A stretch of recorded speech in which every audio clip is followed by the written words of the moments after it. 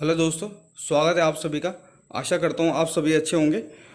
और ये जीके की क्विज़ में आज ये सेकंड वीडियो है, ये सेकंड पार्ट है। लेकिन आज जीके की क्विज़ शुरू करने से पहले आज हम करंट अफेयर्स का एक टॉपिक देखेंगे जो एग्ज़ाम के लिए बहुत ही ज़्यादा रिलेवेंट है। ठीक है, तो चलिए टाइम वेस्ट नहीं करते हैं। टाइम आपके लिए भी इम्पोर्टेंट है और मेरे लिए भी। ठीक है, तो शुरू करेंगे जल्दी से। तो आपके सामने है 18 तारीख की न्यूज़ है।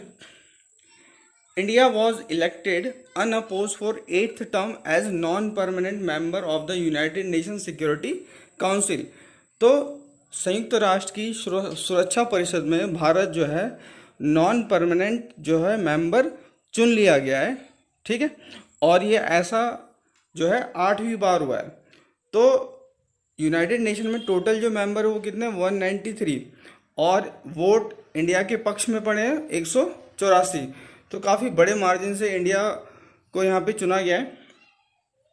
तो एशिया पैसिफिक से केवल एकमात्र देश भारत ही था, तो जाहिर सी बात है ज़्यादा वोट जो है भारत के पक्ष में ही जाने थे।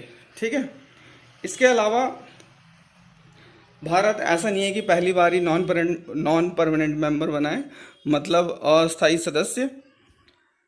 इससे पहले भी 50, 51 में 67, 68, 72, 77, 84, 91 से लेकर 92 और 2011 से लेकर 12 तक भी 11 से 12 तक भारत जो है इसका नॉन परमानेंट मेंबर बन चुका है। ठीक है, अब यूएनएससी होती क्या है? ठीक है, सिक्योरिटी काउंसिल क्या है?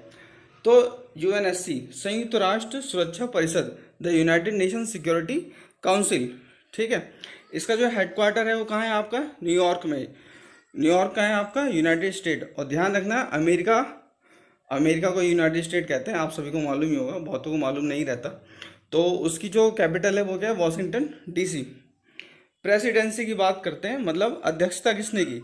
It is held by each of the members in term for 1 month. तो इसके जितने भी मेंबर हैं, टोटल कितने मेंबर है? 193। तो उनमें से हर एक देश एक एक महीने के लिए इसकी अध्यक्षता करता है।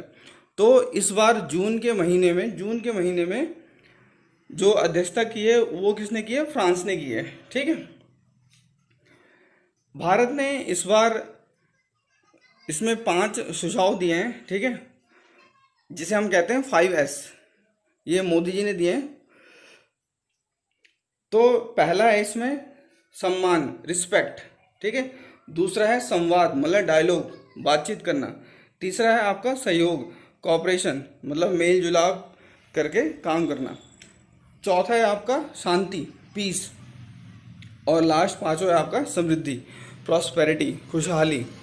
तो ये भारत के द्वारा 5 वो दिए गए हैं गाइडलाइंस या गाइडेड या अप्रोच। ठीक है, ताकि एक दूसरे से रिश्ते जो हैं बेहतर बन सके। आगे चलते हैं।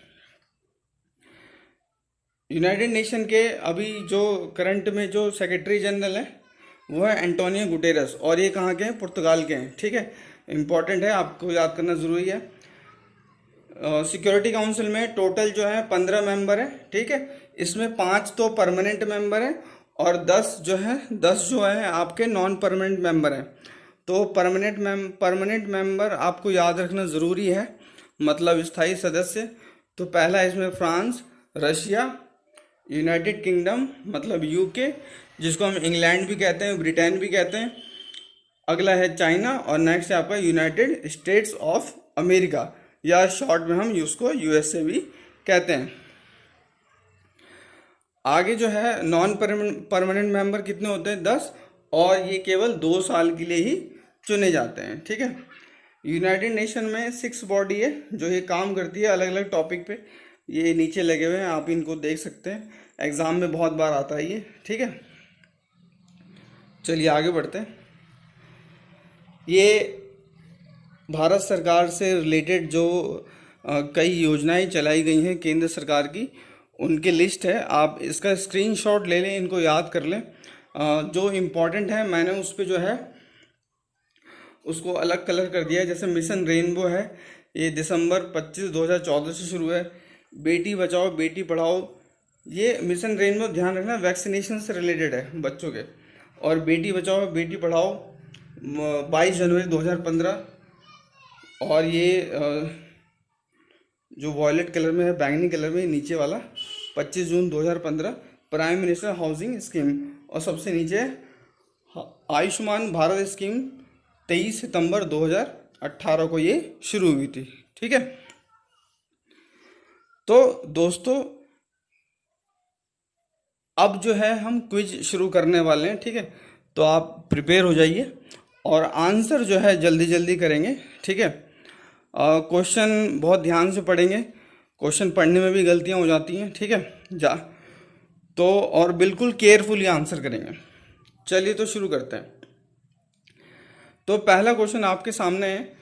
जो हिंदी में करना चाहते हैं हिंदी में पढ़ सकते हैं, जो इंग्लिश में पढ़ना चाहते हैं इंग्लिश में पढ़ सकते हैं। आज दोनों रखे हैं, मैंने बाइलैंग्वेज बनाने की कोशिश करी है। ठीक है, आई होप आपको पसंद आएगा। तो पहला क्वेश्चन आपके सामने है, अब तक आपने आंसर कर दिया होगा। तो प्रहार है, क्या है प्रहार? एक युद्ध टैंक, सतह से सतह पर मार करने वाली एक मिसाइल, एक विमान वाहक या फिर एक पनडुब्बी। ठीक है, तो इन चारों में से आंसर क्या होगा? ठीक है, तो आंसर है इसका बी। आंसर क्या है इसका? बी, सतह से सतह पर मार करने वाली एक मिसाइल। सतह से सतह मतलब सरफेस टू सरफेस। ठीक है, ये दिख रहा होगा आपके सामने। द प्रहार इज अ शॉर्ट रेंज। ठीक है, मतलब ये केवल छोटी दूरी तक है, मतलब आप ये मान सकते हैं 40 से 50 किलोमीटर। और it is a surface to surface missile, मतलब सतह से सतह पे मार करने वाली मिसाइल है। Prahaar is expected to replace the Prithvi first. ठीक है, तो ऐसा माना जा रहा है कि जो पृथ्वी फर्स्ट जो हमारी मिसाइल है उसको रिप्लेस करने के लिए प्रहार को लाया जा रहा है। और ये कैसी मिसाइल है? बैलिस्टिक मिसाइल है। ठीक, चलिए आप ये चित्र में देख भी सकते हैं ये किस तरह से लॉन्च करी जाती है और परेड में ये प्रदर्शनी में भी दिखाई जाती है। चलिए नेक्स्ट क्वेश्चन पे चलते हैं। अगला क्वेश्चन है, राजीव गांधी खेल रत्न पुरस्कार 2018 इनमें से किसे प्राप्त हुआ? ठीक है, तो बहुत ही इजी क्वेश्चन है, तो आंसर कर दिया होगा आपने। आंसर है इसका बी, एस मीराबाई चानू और विराट कोहली। ठीक है ना, देख लेते हैं इसको थोड़ा डिटेल में देख लेते हैं। Indian skipper Virat Kohli was bestowed with Rajiv Khel Ratna award by Indian president Ramnath Kovind. तो प्रेसिडेंट के द्वारा दिया जाता है, मतलब राष्ट्रपति के द्वारा दिया जाता है। और विराट कोहली ये अवार्ड पाने वाले तीसरे क्रिकेटर हैं। इससे पहले सचिन तेंदुलकर और महेंद्र सिंह धोनी को ये अवार्ड प्राप्त हो चुका है। ठीक है, और ये 1990 91 92 से शुरू हुआ था और इसमें 7.5 लाख रुपए इनाम के रूप में मिलते हैं। कुछ और भी लोगों को जो राजीव गांधी खेल रत्न मिले अलग अलग वर्षों में वो भी देख लेते हैं। जैसे ये है, सानिया मिर्जा को मिला था 2015 में, सिंधु पीवी सिंधु, दीपा कर्माकर, साक्षी मलिक, जीतू राय इनको मिला था 2016 में, देवेंद्र झाझरिया, सरदार सिंह 2017, विराट कोहली, मीराबाई चानू 2018 और बजरंग पूनिया एंड दीपा मलिक ये है 2019। ठीक है, आप इनको याद रखें क्योंकि ये कहीं ना कहीं किसी न किसी एग्जाम में आते ही रहते हैं। ठीक है, चलिए नेक्स्ट उस पर चलते हैं। थर्ड क्वेश्चन है, पाक्योंग विमानपत्तन कहाँ है? ठीक है, पाक्योंग एक एयरपोर्ट है। आंसर करेंगे। चलिए, तो आंसर है इसका ए, सिक्किम। जैसे स्क्रीन पे दिख रहा होगा, Pakyong airport is greenfield airport near Gangtok. ठीक है, तो गैंगटॉक में बनाया गया है ये, और गैंगटॉक जो है सिक्किम में है। ठीक है, कैपिटल है और ये 24 सितंबर 2018 को मोदी जी ने इसका इनॉग्रेशन किया था, मतलब उद्घाटन किया था। ठीक है ना, बहुत ही बढ़िया एयरपोर्ट है, आप इसको गूगल कर सकते हैं। बहुत ही विहंगम दृश्य वहाँ पे दिखाई देते हैं। चलिए, ऐसा लगता है कोई घूमने की जगह।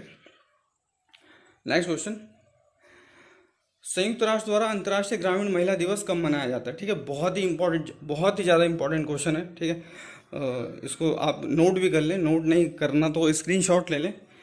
तो आपने आंसर कर दिया होगा अब तक। तो इसका आंसर है डी, 15 अक्टूबर। ठीक है, इसका आंसर है 15 अक्टूबर। देख लेते हैं इसको। On 15 on October 15th the United Nation commemorate the international day of rural women. तो ग्रामीण जो महिलाएं हैं उनको ध्यान में रखते हुए 15 अक्टूबर को ये दिवस मनाया जाता है। ठीक है, नेक्स्ट क्वेश्चन। इनमें से कौन वह पहला भारतीय है जिसे पुलित्जर पुरस्कार प्राप्त हुआ है? ठीक है, ये भी बहुत इंपॉर्टेंट क्वेश्चन है। ऑप्शन के हिसाब से बताएंगे आंसर।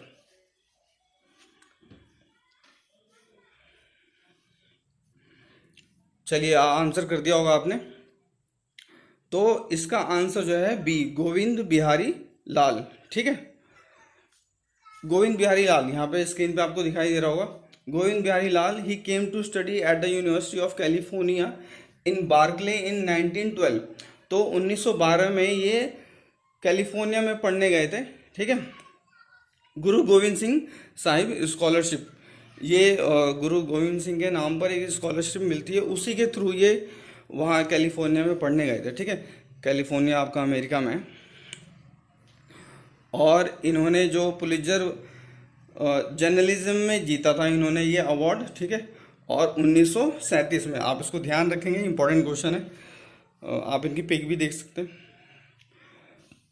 नेक्स्ट क्वेश्चन, कंपटीशन के लिहाज से वैसे ये आसान सवाल है। सौरभ चौधरी निम्नलिखित में से किस खेल में अग्रणी हैं? मतलब कौन सा खेल खेलते हैं, ठीक है, या उसमें पारंगत हैं, बहुत ही बढ़िया हैं। तो ऑप्शन है तीरंदाजी, निशानेबाजी, मुक्केबाजी और जूडो। ठीक, तो आंसर करेंगे। तो आंसर है इसका निशानेबाजी। ठीक है, air pistol, 10 metre air pistol चलाते हैं ये। ठीक है, और एशियन गेम में इन्होंने गोल्ड भी जीता था। स्क्रीन पे आपको दिख रहा होगा। Saurabh Chaudhary is an Indian sport shooter. Shooter मतलब भाई निशानेबाजी। He came from family of farmer living in Yamuna and Gangetic plain of western Uttar Pradesh. तो जहाँ तक मेरे को याद आ रहा है ये मेरठ के हैं। ठीक है, तो मेरठ से आते हैं Saurabh Chaudhary. He won gold medal at the 2018 Asian Games in 10 metre air pistol. तो 10 मीटर एयर पिस्टल में 2018 के एशियन गेम्स में इन्होंने गोल्ड जीता था। ठीक है, चलिए नेक्स्ट क्वेश्चन पे चलते हैं। 7th क्वेश्चन, क्योटो प्रोटोकॉल एक अंतर्राष्ट्रीय संधि है जिसके पक्षकार राज्य किसमें कमी करने के लिए प्रतिबद्ध हैं? ठीक है, सभी को आता होगा ये क्वेश्चन, तो सभी को आता होगा, बहुत बार आया है एग्जाम में, बहुत बार पढ़ा भी होगा आपने। ठीक है, तो इसका आंसर है बी, ग्रीन हाउस गैस उत्सर्जन। ठीक है, इंग्लिश में ग्रीन हाउस गैस एमिशन। थोड़ा सा डिटेल देख लेते हैं इसकी। ये जैसे पिक में आपको दिखाई दे रहा होगा, ये जो CO2 है, CO2 कार्बन डाइऑक्साइड, CH4 ये methane, N2O nitrogen oxide, nitrous oxide है मेरे ख्याल से, और उसके नीचे येलो में है HFC हाइड्रोफ्लोरोकार्बन, और बाकी उसके नीचे भी हैं। कमेंट करें कि वो क्या है और क्या लिखा हुआ है। ठीक है, फुल फॉर्म लिख सकते हैं आप ऑप्शन में। तो Kyoto protocol is an international agreement link to the United Nation framework convention on climate change. आसान भाषा में बता देता हूँ, मौसम संबंधी या जलवायु संबंधी से ये एक प्रोटोकॉल है, मतलब नियम है। जापान के क्योटो शहर में आयोजित किया गया था, तो वहीं से इसका नाम पड़ा है क्योटो प्रोटोकॉल। ठीक है, चलिए, और ये किससे रिलेटेड है? GHG मतलब ग्रीन हाउस गैस। ठीक है, एमिशन इन द एटमॉस्फेयर। तो हमारे वातावरण में जितनी भी ग्रीन हाउस जाती हैं उससे जो है पृथ्वी का जो तापमान बढ़ने लगता है। तापमान बढ़ने से क्या होता है? धीरे धीरे ग्लेशियर पिघलने लगते हैं। ग्लेशियर पिघलने से क्या होगा? समुद्र का पानी बढ़ने लग जाएगा और छोटे छोटे द्वीप जो है डूबने लगेंगे। ठीक है, और पृथ्वी का जो टेम्परेचर है वो भी बढ़ने लगेगा, जिससे मौसम जो है बदलने लगते हैं। जैसे आजकल आपको दिख रहा होगा, गर्मी नहीं हो रही है ठीक से, या फिर कभी एकदम ज़्यादा बारिश हो जा रही है, सर्दियाँ नहीं हो रही हैं ठीक से। तो कहने का मतलब है कि कुछ जो मौसम जिस तरह से पहले होता था, अब वो पैटर्न जो है धीरे धीरे बदलता जा रहा है। ठीक है, हो सकता है अगर ये सही नहीं हुआ तो आने वाले कुछ वर्षों में आपको कुछ ड्रामेस्टिकल चेंज बिल्कुल देखने को मिले। ठीक, चलिए अगले क्वेश्चन पे चलते हैं। 8 क्वेश्चन है, निम्नलिखित में से कौन सा युग्म नियत तापीय प्राणियों का है? मतलब जो अपने टेम्परेचर को मेंटेन करके रख सकते हैं। ठीक है, तो ये अच्छा क्वेश्चन है, आप थोड़ा सोच समझ के आंसर करिएगा। ठीक है, देखिए आंसर करेंगे जल्दी जल्दी। क्वेश्चन को ध्यान से पढ़ें, समझ लें। जो इंग्लिश वाले हैं वो इंग्लिश में पढ़ लें। चलिए, तो आंसर कर दिया होगा आप सभी ने। तो आंसर इसका डी, मोर तथा ऊंट, पिकॉक एंड कैमल। ठीक है, आंसर डी। देखिए इसको समझ लीजिए, वार्म ब्लडेड क्रिएचर, जो भी गर्म खून वाले होते हैं, लाइक जैसे कि मैमल एंड बर्ड्स, स्तनधारी। स्तनधारी मतलब जो बच्चे देते हैं। ठीक है, अंडे नहीं देते, क्या देते हैं, बच्चे देते हैं। एंड बर्ड्स, चिड़िया, try to keep the inside of their bodies at a constant temperature. तो जैसे मनुष्य है अपने टेम्परेचर को बनाए रखता है। ठीक है, अगर गर्मी है तो भी उसका टेम्परेचर सेम होगा, और अगर सर्दियां भी आ जाएं तो भी टेम्परेचर सेम होगा। तो बनाए रखने की क्या करता है, कोशिश करता है, ताकि वो उसका टेम्परेचर बना रहे। ठीक है, अगर बनाए ना रखे इंसान तो गर्मी में टेम्परेचर बढ़ जाएगा, बुखार हो जाएगा, लेकिन ऐसा होता नहीं है जल्दी। ठीक है ना, तो इंसान जो है अपना टेम्परेचर बना के रखता है। कभी कभार तबीयत खराब हो जाए वो अलग बात है। ठीक है, जो हिंदी में पढ़ना चाहते हैं यहाँ पे नीचे लिख दिया है मैंने, स्क्रीनशॉट ले सकते हैं। चलिए नेक्स्ट क्वेश्चन पे चलते हैं। नेक्स्ट क्वेश्चन है आपका, जनगणना 2011 के अनुसार भारत का निम्नलिखित में से कौन सा राज्य सर्वाधिक जनसंख्या वाला है? तो अब तक आपने ये बंगाल, यूपी यही पढ़ा होगा जो जनसंख्या में ज़्यादा है। यूपी पढ़ा है, मैं यूपी है मेरे ख्याल से। लेकिन यहाँ पे चारों ऑप्शन अलग हैं जो जिन पे आपने ध्यान नहीं दिया होगा। तो ऑप्शन क्वेश्चन को ठीक से पढ़ें, और जिनको नहीं आता तो तुक्का ही मार लें, कुछ तो करें। गलती करो लेकिन करो तो सही। ठीक है, तो अटेम्प्ट कर लिया होगा आपने ये क्वेश्चन। तो आंसर है इसका सी, मेघालय। ठीक है, चलिए देख लेते हैं। आंसर है सी। तो गोवा की जो पॉपुलेशन है वो है 14 लाख, 14.5 लाख है लगभग। मिजोरम की है लगभग 10,97,000, लगभग 11 लाख है। मेघालय की है 29,66,000। ठीक है, और सिक्किम की है 6,10,000। तो सबसे ज़्यादा पॉपुलेशन किसकी है, मेघालय की। ठीक, चलिए नेक्स्ट क्वेश्चन है, दक्षिण अमेरिका के निम्नलिखित में से किस देश से होकर मकर रेखा नहीं गुजरती है? ठीक है, मकर रेखा को बोलते हैं हम कैप्रिकॉन। तो आंसर करिए जल्दी से, ये भी बहुत अच्छा क्वेश्चन है, इम्पोर्टेंट है। चलिए, जिनको मकर रेखा नहीं मालूम उनके लिए मैं समझा देता हूँ, आंसर भी बता देता हूँ। आंसर है इसका बी। ठीक है, आंसर बी का मतलब क्या है, आंसर हो जाएगा इसका बोलीविया। ध्यान रखिए, आंसर क्या है, बोलीविया।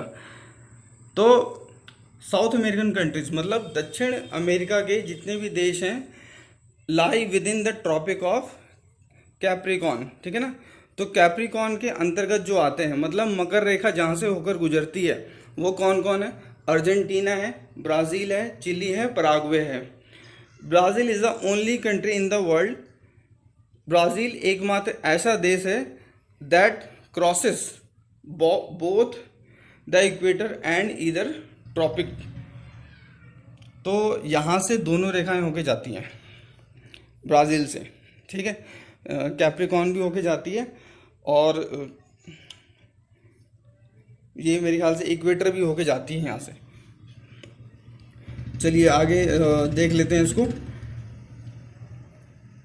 ये इमेज में आपको दिखाई दे रहा होगा, मैंने ये सर्कल किया हुआ है यहाँ पर, ये पूरे वर्ल्ड का मैप है और ये सर्कल किया हुआ है, मतलब ये दक्षिण अमेरिका है, ये इसके अंदर जो है दक्षिण अमेरिका है और ये इसकी बड़ी इमेज है। ठीक है, तो नेक्स्ट पिक्चर में इसको मैंने और बड़ा कर दिया है, जैसे ये है, तो येलो में जो है ब्राज़ील है, ये आपका पेरू है, ये बोलीविया है, ये पराग्वे है, लैंडलॉक कंट्री है ना, समुद्र से सीमा नहीं लगती इसकी, उसे लैंडलॉक बोलते हैं। और ये है आपका चिली, ये है ये ग्रीन वाला अर्जेंटीना, लाइट ग्रीन वाला अर्जेंटीना, और ये है उरुग्वे।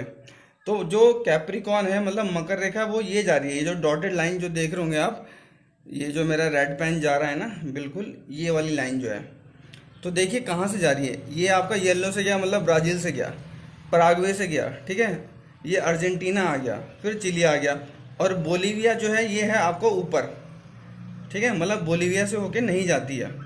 और इक्वेटर मतलब भूमध्य रेखा, तो ये जा रही है आपकी, जहाँ से रेड रेड जा रहा है ना, मेरा पेन जा रहा है, ये वाली लाइन जो है आपका इक्वेटर है। इक्वेटर का मतलब भूमध्य रेखा, भूमध्य रेखा मतलब पृथ्वी का बिल्कुल बीच वाली जो लाइन है।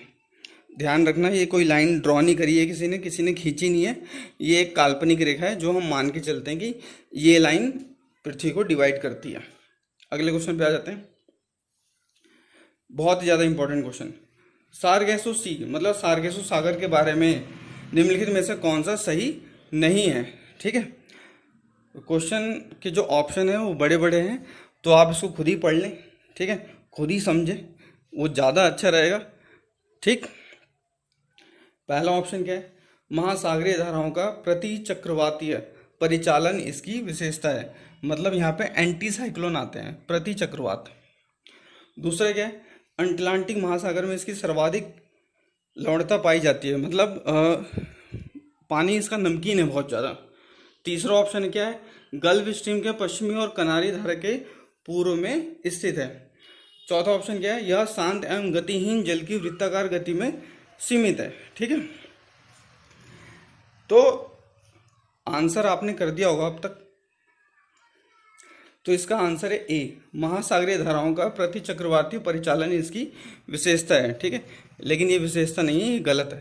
तो क्वेश्चन में भी यही पूछा है कौन सा सही नहीं है, तो आपका जो है बी, सी और डी ये सही है, ए जो है आपका गलत है। ठीक है, देख लेते हैं इसको। ये जो मैप में आपको दिखाई दे रहा है, इसको मैं अभी समझाऊंगा, तो ध्यान रखना। आंसर क्या है, ए। तो गल्फ स्ट्रीम, कनारी एंड नॉर्थ अटलांटिक ड्रिफ्ट, ये तीनों की तीनों यहाँ पर बहती हैं। सारगेसो सी इज़ अ लार्ज, बहुत बड़ा है, वार्म 18 डिग्री सेल्सियस, गर्म है यहाँ पर।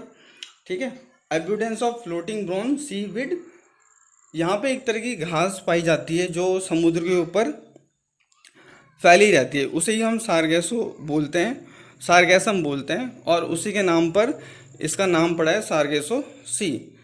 तो इमेज को हम थोड़ा बड़ा करके देख लेते हैं, ये है इस तरीके से, तो ये है आपका सारगेसो सी। ये यहाँ पे छोटी छोटी समुद्र के ऊपर घास लगी रहती है।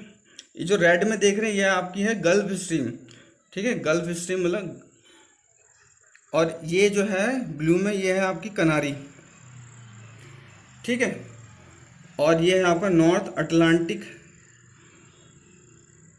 और इसके बीच में है आपका सारगेसो सी। ये वाला जो एरिया है नॉर्थ अमेरिका, और यहाँ से ये वाला ऊपर वाला कनाडा है, और ये नीचे की तरफ है आपका दक्षिण अमेरिका मतलब साउथ अमेरिका। ठीक है, और ये जो है ये वाला एरिया जो है आपका अफ्रीका है, और इधर ऊपर जो है आपका यूरोप है। तो बीच में क्या है, अटलांटिक सी, ठीक है, अटलांटिक महासागर। चलिए, आई होप आपको समझ में आ गया होगा। अगले क्वेश्चन पे चलते हैं। 12th क्वेश्चन है आपका, तारामंडल क्या है। इंग्लिश में भी लिखा है व्हाट इज कॉन्स्टेलेशन। तो ऑप्शन को ठीक से पढ़ें, अपने आप ही पढ़े तो ज़्यादा अच्छा रहेगा, और आराम से आंसर करें। तो पहला ऑप्शन क्या है, पृथ्वी से समदूरस्थ तारों की आकाश में एक विशेष आकृति मतलब पैटर्न, उसे हम तारामंडल कहते हैं। बी, ऐसे तारों की आकाश में एक विशेष आकृति जो पृथ्वी से समदूरस्थ नहीं हो सकते, उसे हम तारामंडल कहते हैं। सी क्या है, हमारे सौर मंडल के ग्रहों की आकाश में एक विशेष आकृति, उसे हम तारामंडल कहते हैं।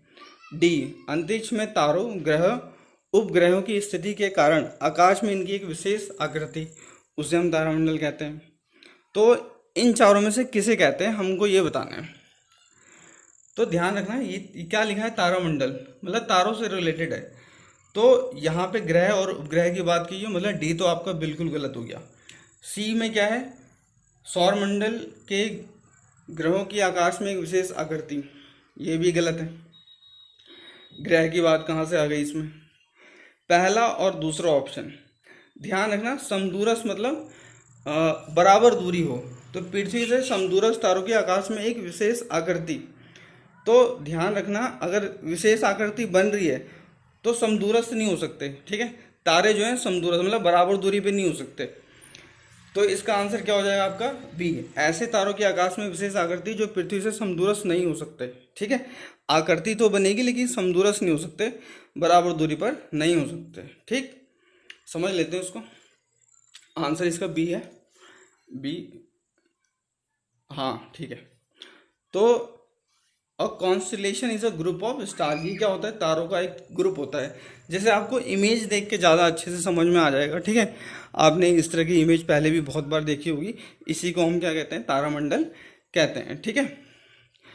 अब ये नीचे वाली लाइन देखिएगा आप, स्टार्स में और may not be equidistance from the earth. तो तारे जो है पृथ्वी से समदूरस्थ हो भी सकते हैं और नहीं भी हो सकते, ठीक है। तो इसलिए हमने यहाँ पे नहीं वाला लिया है। अगर हम हाँ वाला करते तो गलत हो जाता, ठीक। तो आंसर बी होगा इसका। चलिए, आज जो है इसमें 12 ही क्वेश्चन लिए थे मैंने, नहीं तो वीडियो बहुत ज़्यादा लंबी हो जाती।